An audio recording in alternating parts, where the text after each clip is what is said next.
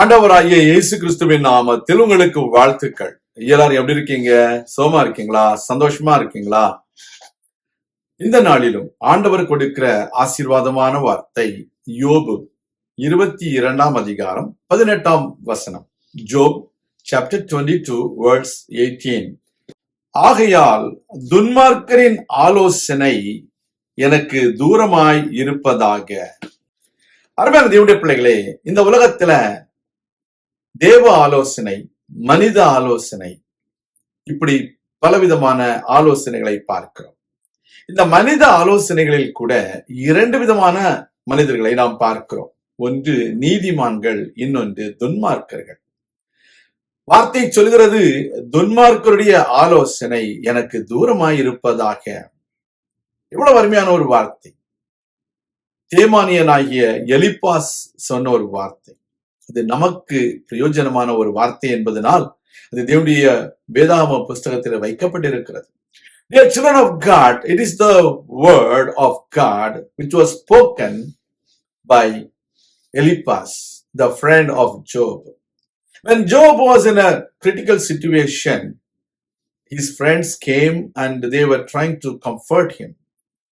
One of the friends, whose name was Eliphaz, and he says, "Let the counsel of the wicked be away from me." Because he knows the counsel of the wicked is not going to prosper. It is not going to help anyone because they are wicked people. They were ungrateful people.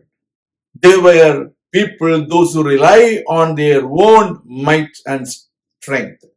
Because the wicked people say, "Depart from us, what the Almighty can do to us." These words show their ungratefulness. Even though their house is full of good things, still they say to the Almighty God, "Depart from us." What an ungrateful heart they have got. Today, you and me should always have a grateful heart. You and me should always be thankful to God. We should always be grateful. That is the characteristics of the people, those who really understand the goodness of God in their life. கர்த்தருடைய பிள்ளைகளே, சர்வ வல்லமையுள்ளவர் எங்களுக்கு என்னத்தை செய்தார்? அவர் எங்களை விட்டு விலகி போகட்டும், எங்களை விட்டு தூரமாய் போகட்டும் என்று சொல்கிறவர்கள் துன்மார்க்கர்கள்.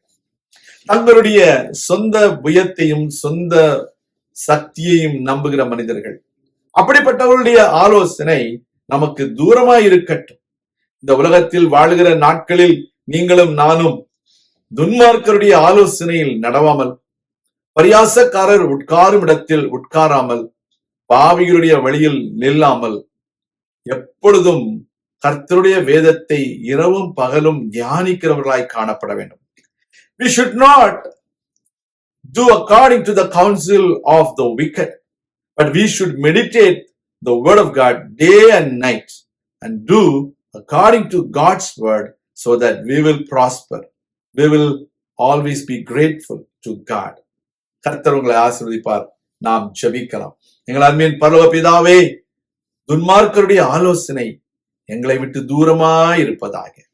நாங்கள் உம்முடைய பிள்ளைகள், உம்முடைய ஆலோசனையின்படி நடக்க எங்களுக்கு கிருபை தார். எல்லா தடைகளையும் மாற்றி போடும். அற்புத அடையாளங்களை செய்திடலும். கிருபைக்குள்ளாக மறைத்துக் கொள்ளும். உம்முடைய பிள்ளைகள் எப்பொழுதும் நீதிமான்களுடைய ஆலோசனையிலும் கர்த்தருடைய ஆலோசனையிலும் நடக்க, அதன்படி வாழ கர்த்தாவே உதவி செய்திடலும். இயேசு கிறிஸ்துவின் நாமத்தில் ஜெபிக்கிறோம் எங்கள் நல்ல பிதாவே, ஆமேன். கர்த்தர் தாமே உங்களை ஆசீர்வதிப்பாராக. ஆமேன்.